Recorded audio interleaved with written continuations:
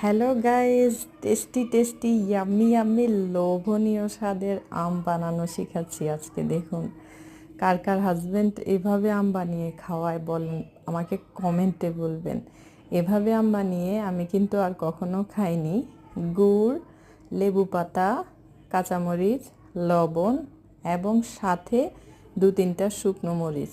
ওরে বাবারে, মানে আমি তো দেখে পুরা মানে কি বলবো বুঝতে পারছি না। তো ভাবলাম যে কেমন না কেমন হয়। প্রথমে গুড় দেওয়ার কারণে ভেবেছি যে কেমন মিষ্টি মিষ্টি মানে আম বানানো হবে, খেতে ভালো লাগবে না।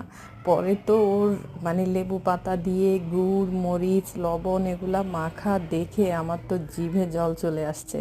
আপনাদের কার কার জিভে জল চলে আসছে আম বানানো দেখে আমাকে কমেন্টে অবশ্যই জানাবেন। আর সত্যি এভাবে আম বানিয়ে খেতে কী যে মজাদার আর কী যে টেস্টি ইয়াম্মি, আমি আপনাদেরকে বলে বোঝাতে পারবো না।